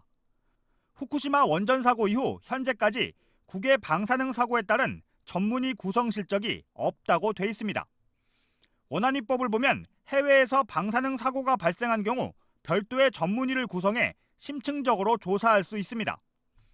이는 이미 지난해 국정감사에서도 지적받았던 문제입니다. 자체 조사를 하신 적이 있습니까? 후쿠시마 원전 오염 문제에 관해서 원전의 오염수 문제에 대해서 저희들이 자체 조사한 적은 없습니다. 전문위를 설치해서 조사하겠다라는 것을 위원회에 상정하거나 검토한 적이 있습니까? 없습니다. 원안인 오염수 유출의 영향을 파악하기 위해 우리나라 인근 바다의 방사능 감시를 강화하고 있다고 설명했습니다. 하지만 방사능 관련 정보의 대부분은 일본이 공개하는 자료에 의존하고 있는 것으로 알려졌습니다. JTBC 서복현입니다. 2달째 계속되고 있는 일본 제품 불매 운동이 추석 연휴에 가고 싶은 여행지의 순위도 바꿔놨습니다. 2년 연속 1위를 지키던 오사카가 올해는 6위로 떨어졌습니다. 한편 불매 운동과 관련이 없다고는 했지만 유니클로는 3번째 또 하나의 매장을 정리하기로 했습니다. 전다빈 기자입니다. 한국 내 불매 운동으로 일본 여행객이 줄어들면서 가장 큰 타격을 받은 곳은 오사카입니다. 재작년과 작년 2년 연속 추석 연휴에 가고 싶은 여행지 1위로 선정됐지만 올해는 달랐습니다. 베트남 다낭, 대만 타이베이 등에 밀려 6위로 떨어진 겁니다. 최근 혐한 시위가 계속 일어나고 있는 데다 아베 총리의 정치적 기반이 되는 지역 중 하나이기 때문입니다. 한국마트협회는 대기업 제품의 향료나 첨가물에 일본산이 들어있는지 확인하고 있습니다. 맥주 등 일본산 제품 판매 중단에 이어 원재료의 원산지를 가려내 소비자에게 9월 초쯤 정보를 공유할 예정입니다. 이번 주에 요청을 한 거고요. 네. 실제로 이제 소비자들 문의도 많고요. 이것을 판매자 입장에서도 충분히 정보를 제공할 의무가 있다. 이런 방향에서 좀 검토하게 됐습니다. 유니클로는 종로 3가점, 구로점에 이어 월계점까지 3번째 폐점을 알렸습니다. 공식적으로는 6월에 이미 폐점이 결정됐다며 불매운동 때문이 아니라고 입장을 밝히고 있습니다. 하지만 업계에선 카드 매출이 70% 하락하는 등 영향이 어느 정도 있었을 것이란 분석이 나오고 있습니다. JTBC 전다빈입니다. 사흘 전에 대구의 한 놀이공원에서 20대 아르바이트 직원이 큰 사고를 당했습니다. 놀이공원에서 사고가 반복되는 이유는 뭘까 취재를 해봤습니다. CCTV가 한 대도 없는 곳, 아르바이트 직원 위주로 운영이 되는 곳들이 적지 않았습니다. 배승주 기자입니다. 빨간 롤러코스터가 멈춰서 있습니다. 출입 금지를 알리는 노란 테이프가 사고 현장임을 말해줍니다. 지난 금요일 이곳에서 아르바이트 직원 A씨는 롤러코스터 바퀴에 다리가 끼어 크게 다쳤습니다. 경찰은 A씨가 출발하는 롤러코스터에 올라타다 사고가 난 것으로 보고 있습니다. 사고 있는 거 맞죠? 그 부분하고 피해자 진술하고 종합해가지고 저희도 이제 수사 중간 발표를 해야 될 것 같아요. 잊을만 하면 일어나는 놀이공원 사고의 공통점을 찾아봤습니다. 노란색 롤러코스터가 시원하게 바람을 가릅니다. 경남의 한 중소도시에 있는 놀이공원입니다. 탑승구 쪽으로 가봤습니다. 벽면 어디를 봐도 CCTV는 안 보입니다. 여기 지금 일단 여기 CCTV 같은 건 없는 거네요, 그죠?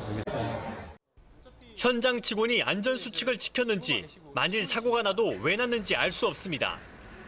이번 사고가 난 이월드도 롤러코스터에 CCTV가 없는 것으로 확인됐습니다. 비슷한 규모인 대전의 한 놀이공원입니다.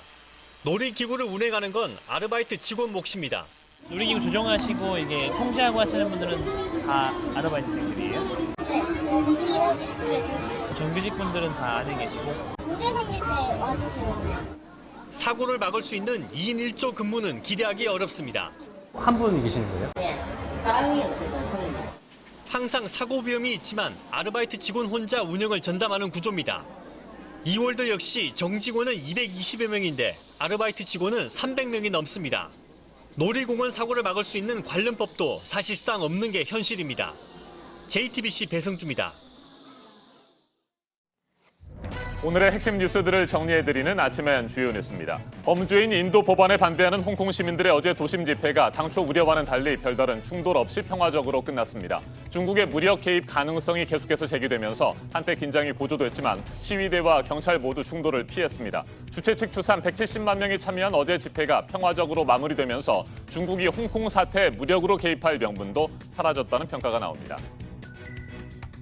네, 경기 수원의 한 아파트 외벽에 갑자기 금이 가서 주민들이 긴급 대피했습니다. 수원시가 밤사이에 긴급 점검을 벌였고 당장 무너질 위험은 없는 것으로 나타났습니다. 균열은 아파트 외벽에 설치된 쓰레기 배출 시설에서 일어났습니다. 투숙객을 살해한 뒤 한강에 시신을 유기한 혐의로 30대 모텔 직원이 구속됐습니다. 법원은 살인 후 시신을 숨기고 모텔 CCTV 기록을 지우는 등 증거인멸 우려가 있고 도주할 가능성이 있다고 밝혔습니다. 이 남성은 어제 영장실질심사에서 억울하다는 주장을 되풀이하면서 이미 고인이 된 피해자를 향해 막말까지 했습니다. 일본 고위급 인사가 또 막말을 했습니다. 이번에는 일본 외무성의 차관급 인사입니다. 지난 광복절에 열린 반일 촛불 집회를 폄하하면서 억지로 분위기를 만들고 있다고 주장했습니다. 영국령 지브롤터가 억류 중인 이란의 초대형 유조선 그레이스 1호를 풀어주기로 최종 결정했습니다. 유조선을 압수하겠다는 미국의 요구를 끝내 거부한 겁니다. 해당 유조선은 이름까지 바꾼 채 출항을 준비하고 있습니다. 도널드 트럼프 미국 대통령의 덴마크령 그린란드 매입 검토서를 백악관 고위 인사가 공개적으로 확인했습니다. 그린란드 자치정부가 거부 입장을 분명하게 밝혔지만 백악관이 다시 이 문제를 꺼낸 겁니다. 트럼프 대통령이 다음 달에 덴마크를 방문하면 이 문제가 논의될 거라는 전망도 나오고 있습니다. 미국의 방위비 분담금 인상 압박이 거세지고 있는 가운데 티모시 베츠 미 국무부 방위비 협상 대표가 어제 서울에 도착했습니다.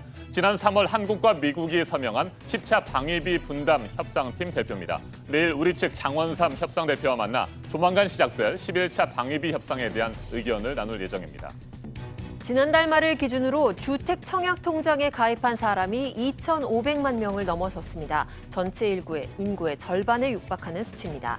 민간 택지 분양가 상한제 시행이 공론화되면서 분양가가 낮아질 거란 기대감에 지난달 신규 가입자가 전달보다 10만 명가량 늘어났습니다. 여야 교섭단체 3당 원내대표들이 오늘 만나서 인사청문회 일정을 조율합니다. 자유한국당은 정기국회가 시작되는 9월 초까지 청문회 일정을 연기하자는 입장이고 더불어민주당은 이달 안에 청문회를 모두 마치자는 입장이어서 협상에 어려움이 예상됩니다. 지금까지 아침엔 주요 뉴스 정리해드렸습니다. 아프가니스탄 수도 카불의 한 결혼식장에서 폭탄이 터져 어린아이 등 63명이 숨지고 180명 넘게 다쳤습니다. 올 들어 아프가니스탄에서 발생한 최악의 테러입니다. 순위파 극단주의 조직 이슬람 국가 IS는 자신들이 이번 테러의 배후라고 자처했습니다. 박현주 기자입니다. 흰 천이 피로 붉게 물들었습니다. 주위엔 주인 잃은 신발들이 무더기로 쌓여 있습니다. 현지 시간 17일 밤 10시 40분쯤 아프가니스탄 수도 카불 서부의 한 결혼식장에서 폭발이 일어났습니다. وضعیت خراب بوده که نفهمید بسیار زیاد شهیده یا نفهمید را انفجار شد شیو کرد یک گرم شد دیگه نفهمیدیم قابل شد دیگه هیچ چیز نفهمیدیم. 아프가니스탄 내무부는 이번 폭발로 63명 이상이 숨졌고 182명이 다쳤다며 사상자 중에는 여성과 어린이도 포함됐다고 밝혔습니다. 현지 언론들은 결혼식 하객들을 노린 자살 폭탄 테러 가능성이 높다고 보도했습니다. 이 결혼식장은 시아파 소수민족인 하자라족 거주 지역에 있습니다. 지난 2년 동안 순위파 극단주의 무장 조직의 테러가 이어졌던 곳입니다. 외신들은 미국과 순위파 무장단체 탈레반이 18년 동안 이어온 전쟁을 끝내고 평화협정을 체결하려는 시점에 이번 사건이 일어났다고 전했습니다. 탈레반이 미국과의 협상에서 각종 테러를 지렛대로 활용하려고 한다는 겁니다. 하지만 탈레반 측은 이번 사건과 어떤 관련도 없다고 밝혔습니다. JTBC 박현주입니다. 중미 온두라스의 수도 테구시갈파에서 축구팀 팬들 간의 패싸움이 벌어져 3명이 숨졌습니다. 현지 시간 17일 온두라스 리그 축구팀인 몬타과 팀과 올림피아 팀의 경기 직전 한 무리가 몬타과 팀의 버스에 돌을 던졌습니다. 이로 인해 선수 3명이 다친 게 싸움의 시작이 됐는데요. 양 팀의 팬들이 경기장 안팎에서 충돌하는 과정에서 총을 쏘고 흉기를 휘둘렀습니다. 이로 인해 지금까지 3명이 숨지고 10명이 크게 다쳤는데요. 경찰이 사람들을 해산시키기 위해 최루탄까지 쐈습니다. 폭력에 가담한 팬들이 몇 명이나 체포되고 처벌이 이루어졌는지는 아직 알려지지 않았습니다. 현지 시간 17일 미국 뉴욕주 북부 유니언 베일의 한 시골 마을에선 경비행기 한 대가 주택에 추락하는 사고가 있었습니다. 이 사고로 비행기에 타고 있던 3명 중 1명이 숨지고 2명이 다쳤습니다. 비행기가 떨어진 주택에서도 인명피해가 발생했는데요. 집안에 머물던 3명 중 1명이 숨지고 1명은 크게 다쳤으며 또 다른 1명은 실종 상태입니다. 비행기는 뉴욕주 내에서 이동하던 중이었는데 어쩌다 추락한 건지 당국이 사고 원인을 조사하고 있습니다. 현지 시간 17일 스페인령 그란 카나리아 섬에서 또다시 대형 산불이 나 인근 주민 4천여 명이 긴급 대피했습니다. 지금까지 축구장 2,000개가 넘는 면적인 17제곱킬로미터가 불탔는데요. 뜨겁고 건조한 날씨에 불길이 계속 번지고 있습니다. 당국이 군인과 소방대원 등 700여 명을 동원해 진화 작업을 벌이고 있는데요. 이 섬에선 지난 10일에도 대형 산불이 나 수일 만에 겨우 진화했습니다. 바다에 떠다닌 지 11일 만에 극적으로 구조된 에티오피아 남성이 난민보트의 참상을 전했습니다. 남성은 이달 초 리비아의 난민 브로커에게 돈을 주고 작은 고무보트에 올랐는데요. 당시 보트엔 임신한 여성을 포함해 14명이 더 있었습니다. 물도 음식도 없이 출발한 배는 항해 도중 연료마저 떨어졌다고 하는데요. 표류하는 배에서 사람들은 하나, 둘 숨을 거뒀습니다. 그렇게 떠다니길 11일 홀로 살아남은 남성은 극적으로 몰타 해군에 의해 구조됐는데요. 극심한 탈수 증세로 현재 몰타의 한 병원에서 치료를 받고 있다고 합니다.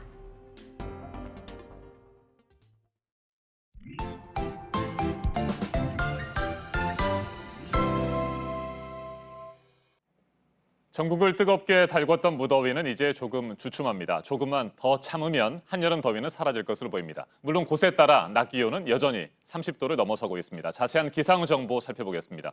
김연아 캐스터, 오늘은 낮 기온이 얼마나 오를까요? 네, 주말 동안 낮 기온 30도 선을 그치면서 강했던 무더위는 잠시 쉬어갔습니다. 오늘 어제보다는 기온이 조금 더 오르겠는데요. 서울과 경기 남부, 대전과 세종 지역에도 폭염주의보가 내려졌고요. 이렇게 서쪽 지역 중심으로 33도 가까이 오르는 곳이 많겠습니다. 오늘 낮 기온은 서울과 광주, 대구가 32도까지 오르겠고요. 불쾌지수 높음, 특히 자외선 지수는 매우 높음까지 지속했습니다. 네, 35도를 넘어서는 곳은 이제 없는데 그래도 대전 33도처럼 꽤 기온은 많이 올라가는군요. 네, 여전히 더위가 이어집니다. 네, 오늘 하늘의 상황이나 비 소식은 없는지도 궁금합니다. 네, 일단 전국 대부분 지역이 낮 동안 맑을 것으로 예상되고 있습니다. 남부지방은 높은 구름만 많이 지나겠는데요. 이렇게 맑은 가운데 오후 한때 일부 지역에 소나기 소식이 있습니다.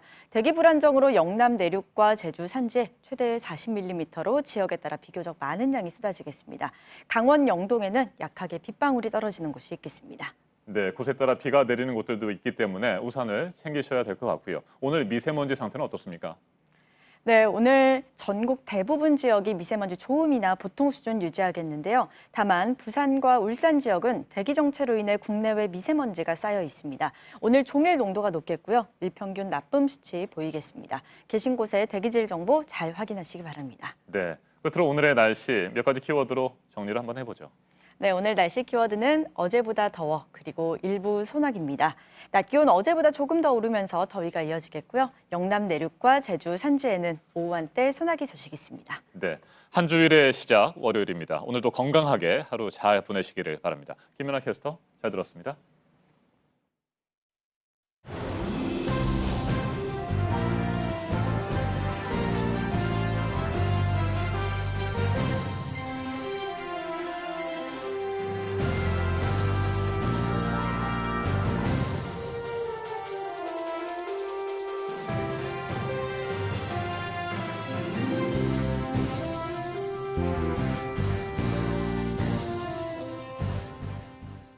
네, 보도국을 다시 한번 연결해서 오늘 아침 새로 들어온 소식들 더 살펴보도록 하겠습니다.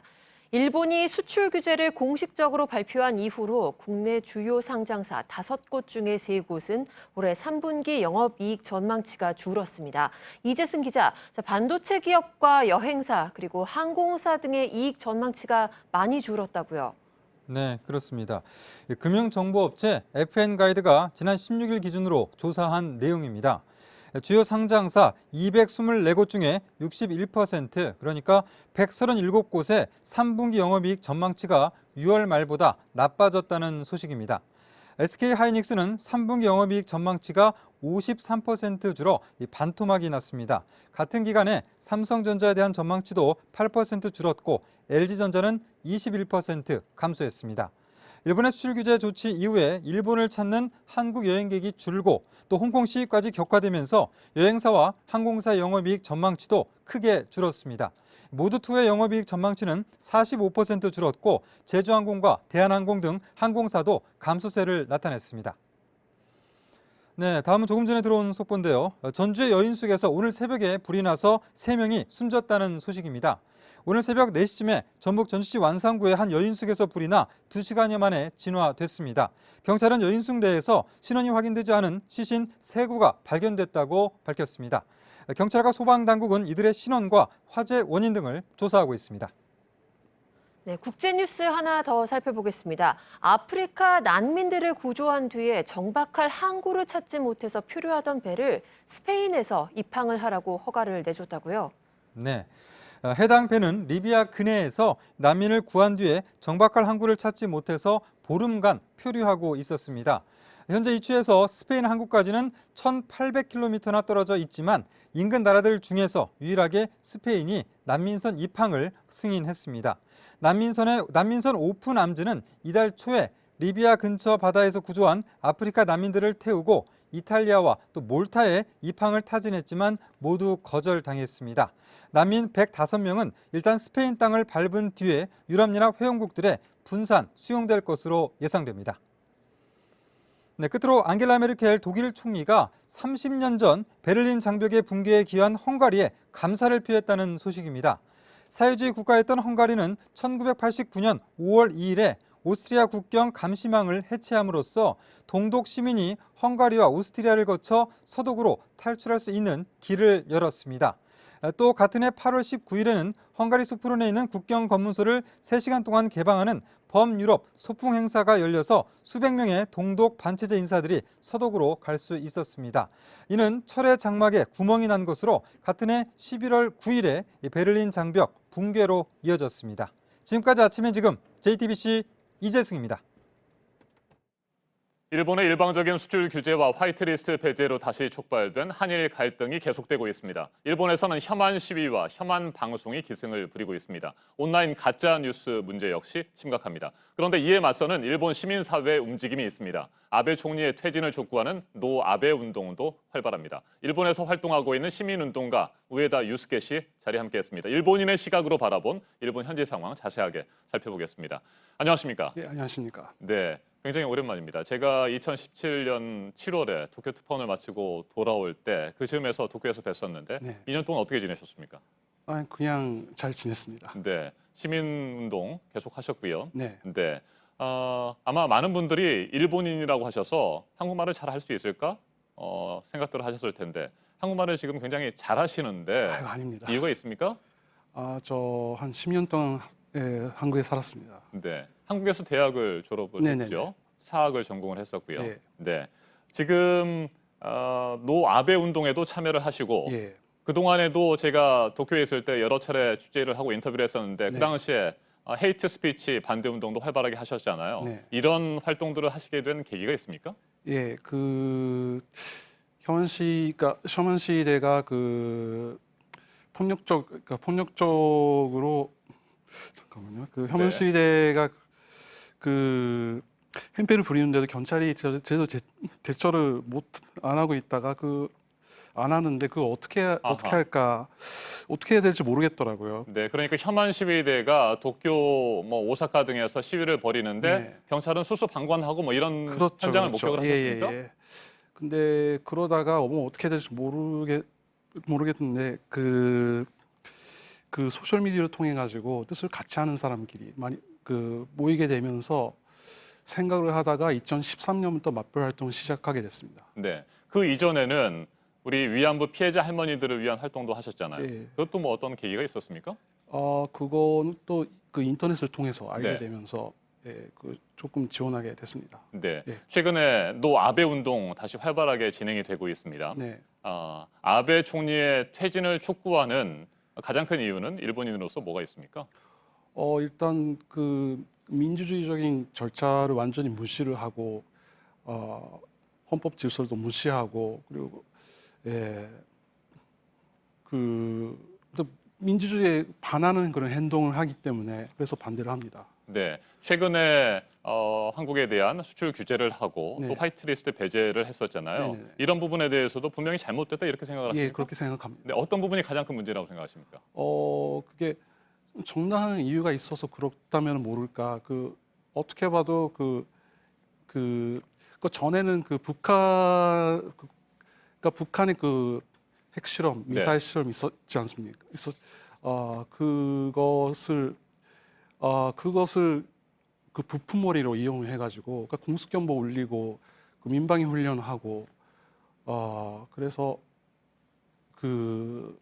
그랬는데 이제 북미 대화 그리고 남북 대화가 이루어지면서 많이 긴장이 완화되면서 북한이라는 그게 없어진 거죠. 아하. 그러면서 이제 타깃을 갖다가 한국으로 돌려서 그래서 저번에 있었고 그리고 이번에도 이렇게 한국을 적국으로 가산 적국으로 하면서 이렇게 공격을 하는 것 같습니다. 네. 그러니까 아베 총리가 국내 정치를 위해서 긴장감을 고조시키는데 네. 북한을 적극적으로 활용하다가 이제 한반도에서 대화 국면이 시작되니까 북한의 카드가 없어졌고 그래서 한국을 때리고 있다 이렇게 보시는 거군요. 예, 그렇습니다. 네.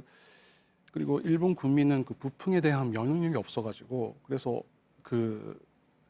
많이 당합니다. 아하. 북풍에 실제로 많이 현혹되기도 하고, 예. 네 여론이 뭐 그에 따라가기도 하고 그랬습니까? 네네. 네. 최근에 혐한 시위 그리고 혐한 방송의 상황은 어느 정도나 심각하다고 보십니까? 다는 아니지만은 지상파에서 아침부터 오후까지 매일 한국을 비판하는 그런 방송 내보내고 있습니다. 특히나 와이드쇼라는 일본 특유의 그 프로그램 장르가 있는데 거기다가 저번에도 모 방송국 시사 프로그램에서 잠깐 언급됐었지만은 제한 일본 대사와 같은 그런 한국의 비판적인 그런 인사를 대거 출연시켜 가지고 그리고 전문가도 아닌 사람들이 그 사람의 얘기를 듣고 한국을 비판하는 그런 방송을 매일같이 내보내고 있습니다. 네. 그게 DHTV의 문제가 한국에서는 거론이 되는데 그 영향력을 볼 때는 지상파 방송이 훨씬 큽니다. 아하.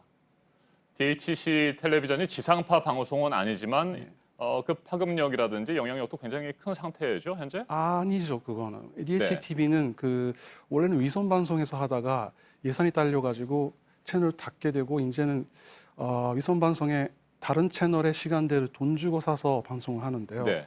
근데 대다수는 유튜브로 보는 걸로 알고 있습니다. 네. 그래가지고 영향력이 제한적이죠. 네. DHC 텔레비전보다도 지상파 방송에서 하루 종일 못 떠드는 혐한 방송이 문제다 이런 말씀이신 것 같은데. 예, 그렇습니다. DHC 텔레비전 문제에 대해서 저희 JTBC가 문제를 제기하고 보도를 이어간 상황에 대해서 일본 사람들이 많이 알고는 있습니까?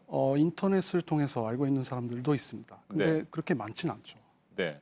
그리고 얼마 전에 저희 JTBC 팩트체크 이가혁 기자에게 제보를 한 내용이 있었습니다. 일본 내에서 가짜 뉴스가 많이 돌아다니는데 한국과 관련해서 이에 대한 팩트체크를 요청한 바가 있습니다. 그때 어떤 내용이었죠? 그게 서울역에서 한국인한테 집단 폭행을 당했는데 경찰에 신고를 했는데 무시를 당했다. 네. 그런 내용이었습니다. 그런데 실제로 그런 가짜 뉴스들이 일본 내에서 퍼지면 말이죠. 많은 일본인들이 그걸 사실이라고 믿게 되는 상황입니까? 그런 사람도 많죠. 네. 많은 걸로 알고 있습니다. 그렇다면 어떻게 해야 된다고 보십니까? 일단 팩트 체크도 해야 되는데 한국에 관련된 보다 더 정확한 정보를 네. 접할 수 있게 그런 환경을 조성을 해야 되는데 지금 구글에 들어가서 한국어로 검색을 하면요? 검색을 하면은 나오는 정보가 대부분이 잘못된 정보이거나 한국의 비판적인 정보이거나 그런 내용이 태반입니다. 네. 예. 그래서 지금 시민사회 운동에서 그런 가짜 뉴스들의 문제점을 지적하고 또 적극적인 진실 알리기 위한 활동들을 하고 계시는 겁니까? 저희가 한다기보다는 그 버즈피드와 같은 그 인터넷 미디어에서 팩트 체크를 많이 하고 특히나 그 버즈피드는 한국 그리고 제일 한국인에 대한 그런 그 혐오 그 가짜 뉴스를 갖다가 팩트 체크를 많이 합니다. 네. 노 아베 운동 그리고 한국인들을 겨냥한 헤이트 스피치에 반대하는 운동 이런 것들에 대한 일본 시민들의 생각은 어떻습니까? 글쎄요, 그 노 아베 그러니까 일본 내에서 하는 노 아베 운동에 대해서 사람들이 그렇게 그렇게 아는 사람이 그렇게 많은 것 같지는 않습니다. 왜 그러냐면 보도를 안 하니까요. 아하. 예. 네, 적극적으로 많은 분들이 노 아베 운동에 참여는 하고 있지만 이런 것들이 언론을 통해서 알려지진 않는다 이런 말씀이시죠? 그렇죠. 그 다른 나라에서는 한국을 포함해서 다른 나라에서는 그 어디서 시위를 한다, 데모를 한다, 집회를 한다 그러면 방송에서 중계를 하고 그러는데 일본에서는 그런 걸 거의 안 합니다. 네. 자, 이런 부분에 대해서 문제를 제기하고 또 한일 갈등을 해소하기 위해서 한국의 시민단체와 또 일본의 시민단체가 같이 연대하고 이런 노력들도 필요해 보이는데 실제로 뭐 그런 활동들이 진행되고 있습니까? 예, 그 여러 단체나 연대가 여러 단체나 조직이 그 한일 간의 민간 교류를 활발하게 하고 있습니다. 네.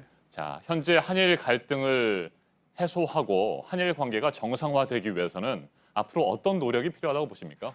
물론 정부 간의 대화도 필요하겠지만은 그 지금과 같이 정부 간의 사이가 안 좋아져도 그 민간 교류가 튼튼해야지 그게 흔들리지 않다고 봅니다.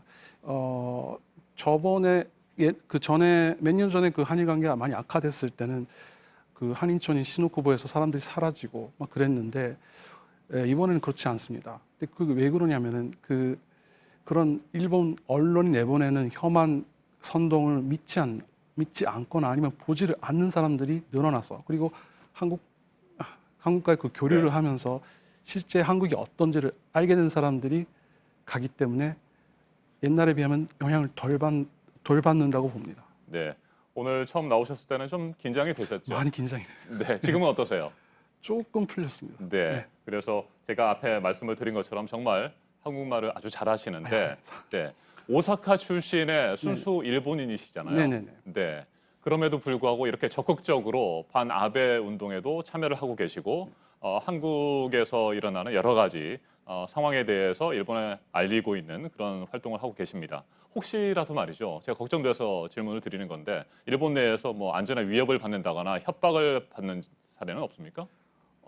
그런 협박을 받거나 아니면 직접적으로 피해를 당하는 사람이 있긴 하지만 저는 괜찮습니다. 괜찮으십니까? 예. 네. 아직까지 일본에도 올바른 진실을 알리려고 하고 또 일본의 잘못된 과거사를 반성하는 그런 양심 세력들이 많이 있습니까? 그 양심적인 일본인이라는 그런 말은 저는 그렇게 좋아하진 않거든요. 네, 왜 그렇습니까? 그러니까 차별이라는 게 무서운 게 겉으로 보기에는 양심적인 사람인데도 차별하기 때문에 그렇습니다. 그래서 양심이 있는 사람이라도 얼마든지 차별을 할 수가 있는 거죠. 근데 양심이 있다기보다 딱 그 좋은 표현이 지금 떠오르지가 않는데 내 뜻을 가진 사람, 그 정도로 이해를 해주시고 그렇게 말씀을 해주시면 고맙겠습니다. 네, 알겠습니다. 서울에 살고 계신 게 아니고 지금 현재 도쿄에서 살고 계시는데 네네네. 저희 인터뷰 요청에 이렇게 응해주시고 적극적으로 서울까지 와주셔서 감사를 드립니다. 끝으로 다시 한번 말씀하실 수 있는 기회를 좀 드려볼게요. 앞으로 한일 관계 어떻게 되기를 기대하십니까? 당연히 좋아져야죠. 좋아지고 그리고 교류가 지금보다 옛날에 비해도 지금 많이 활발해졌지만은 보다 더 활발해지기를 기대하고 있습니다. 알겠습니다. 여기까지 듣겠습니다. 오늘 나와주셔서 감사하고요. 지금까지 일본의 시민운동가 우에다 유스케 씨였습니다. 감사합니다. 감사합니다. 요즘처럼 한일 관계가 악화될 경우 일본에 사는 제1한국인들은 특히 마음이 편치 않죠. 일본 우익들의 혐한 시위 때문에 때로는 안전의 위협을 받기도 합니다. 8년 전 세상을 떠난 제1한국인 건축가 유동룡, 이타미 준이라는 예명으로도 잘 알려져 있는데 그를 기리는 영화와 전시는 예술이 어떻게 갈등과 대립을 넘어설 수 있는지 잘 보여줍니다. 권근영 기자가 보도합니다.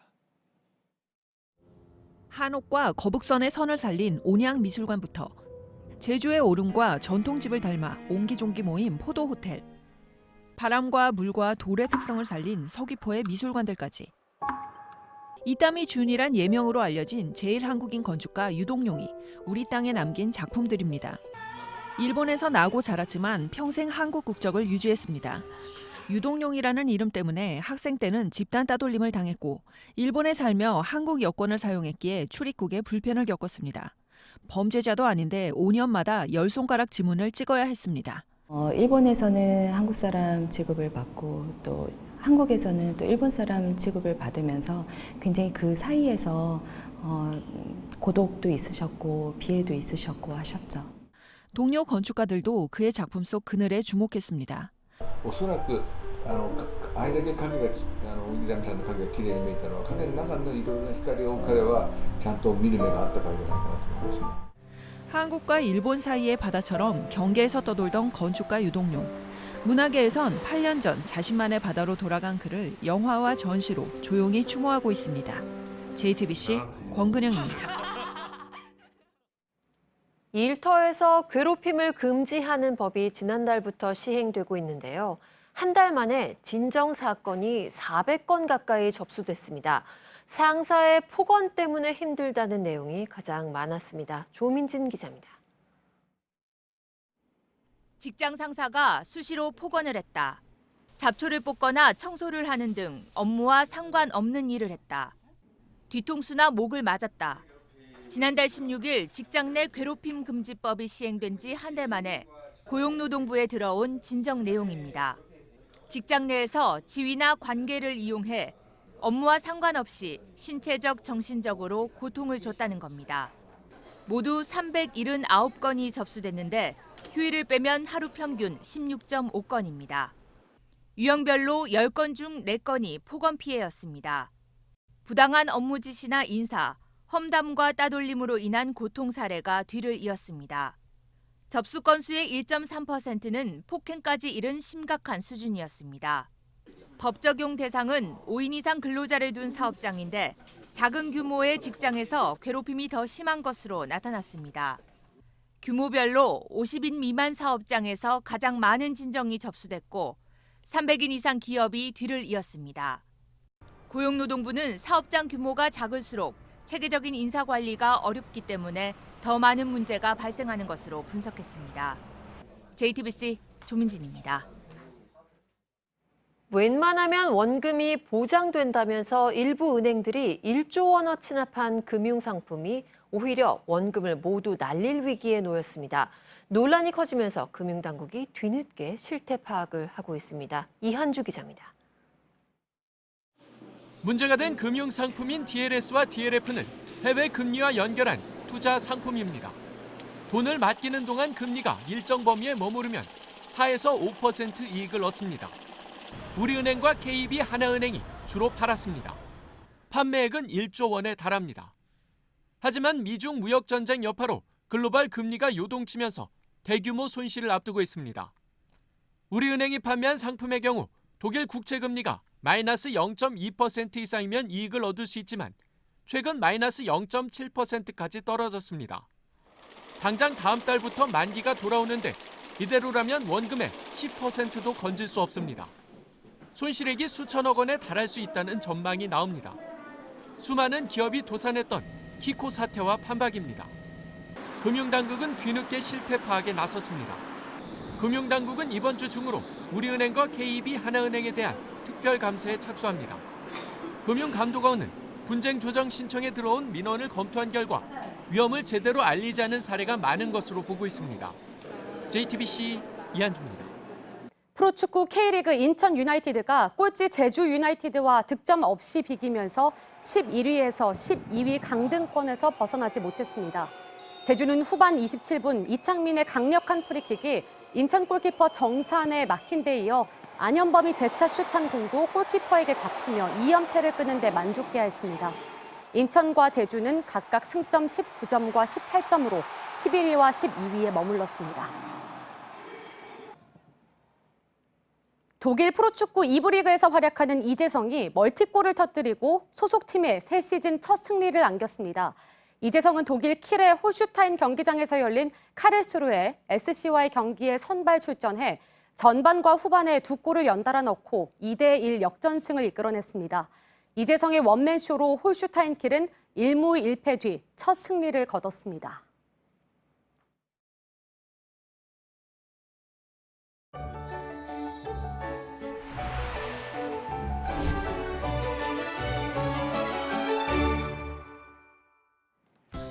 오늘도 대부분 지역에 낮더위가 이어집니다. 33도 가까이 오르며 볕이 강하겠고요. 동해안 지역은 30도를 밑돌면서 비교적 기온이 낮겠습니다. 오후에는 소나기 소식이 있습니다. 영남 내륙과 제주 산지에 최대 40mm로 지역에 따라 다소 많은 양이 쏟아지겠습니다. 강원 영동에는 약하게 빗방울이 떨어지는 곳이 있겠습니다. 오늘 하늘은 대체로 맑고 공기도 깨끗한 편입니다. 다만 부산과 울산 지역은 대기 정체로 인해 미세먼지 농도가 높겠습니다. 나쁨 수준 예상됩니다. 오늘 낮 기온은 서울과 광주, 대구가 32도까지 오르겠고요. 강릉은 29도에 그치겠습니다. 북한도 30도 안팎까지 오르겠습니다.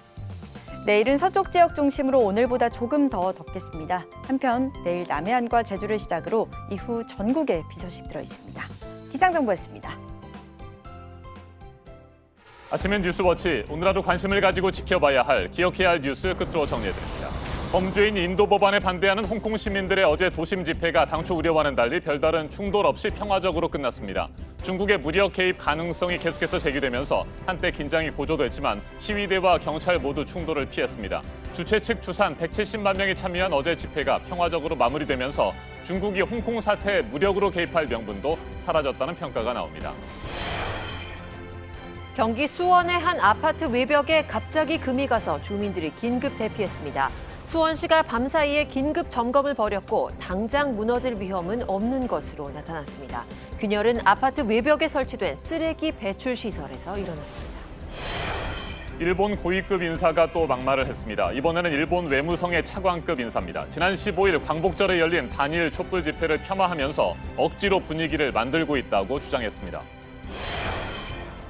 여야 교섭단체 3당 원내대표들이 오늘 만나서 인사청문회 일정을 조율합니다. 자유한국당은 정기국회가 시작되는 9월 초까지 청문회 일정을 미루자는 입장이고 더불어민주당은 이달 안에 청문회를 모두 마치자는 입장이어서 협상에 어려움이 예상됩니다. 오늘 전해드릴 소식은 여기까지입니다. 이상으로 JTBC 뉴스 아침엔 월요일 순서 모두 마치겠습니다. 활기찬 하루 보내시기를 응원합니다. 고맙습니다.